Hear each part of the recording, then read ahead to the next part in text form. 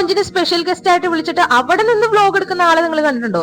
എങ്കിൽ ഞാൻ തന്നെയാണത്. കാര്യം നമ്മൾ എൻടോർക്ക് 150യുടെ ലോഞ്ചിന് വേണ്ടി പോയതാണെന്നുണ്ടെങ്കിലും നമ്മൾ സ്പെഷ്യൽ ഗസ്റ്റ് ആണെന്നുണ്ടെങ്കിലും വ്ലോഗ് എടുക്കാതെ പറ്റില്ലല്ലോ, നമുക്കത് ശീലമായി പോയില്ലേ. മാത്രമല്ല ഇന്ന് ഞാൻ ഈ സ്ഥാനത്ത് നിൽക്കണമെന്നുണ്ടെങ്കിൽ അതിൽ ഏറ്റവും വലിയ കാര്യം എന്റെ ഈ വ്ലോഗ് എടുക്കൽ തന്നെയാണ്. വന്ന വഴി ഞാൻ ഒരിക്കലും മറക്കില്ല. അതുകൊണ്ട് ഞാൻ അവിടെ എത്തിയിട്ടും വ്ലോഗ് എടുക്കാൻ മറന്നതേ ഇല്ല, മറക്കത്തുമില്ല. എന്റെ ഒപ്പം തന്നെ സ്പെഷ്യൽ ഗസ്റ്റ് ആയിട്ട് അരുൺ ഉല്ലാസും മിട്ടൂസ് ഒക്കെ ഉണ്ടായിരുന്നു. നിങ്ങൾ കണ്ടിട്ടുണ്ടാവും. പണ്ട് ഞാൻ TVS വർക്ക് ചെയ്തിരുന്ന ഒരു സെയിൽസ് എക്സിക്യൂട്ടീവ് മാത്രമായിരുന്നു. അതിനുശേഷം ഞാൻ ഫിനാൻസ് എക്സിക്യൂട്ടീവ് ആയി.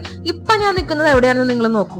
അതിനിപ്പോ ഇത്ര വലിയ കാര്യമായിട്ട് പറയേണ്ട ആവശ്യമൊന്നും ഇല്ലെന്ന് നിങ്ങൾ ചിന്തിക്കുന്നുണ്ടാവും. പക്ഷേ ഇതൊരു വലിയ അച്ചീവ്മെന്റ് തന്നെയാണ്. ചെറിയ കാര്യങ്ങൾ പോലും നമ്മൾ വലുതായിട്ട് ആഘോഷിക്കണം. നമുക്കൊക്കെ ഒരു ലൈഫല്ലേ ഉള്ളൂ. ഞാൻ TVS വർക്ക് ചെയ്തിരുന്ന സമയത്ത് അവിടുത്തെ മാനേജർ ആയിരുന്നു ജീവൻ ചേട്ടൻ. ഞാൻ ജീവൻ ചേട്ടൻ എന്നാണ് വിളിക്കുന്നത്. ഞങ്ങൾ തമ്മിലുള്ള ഒരു ബോണ്ട് അങ്ങനെയാണ്.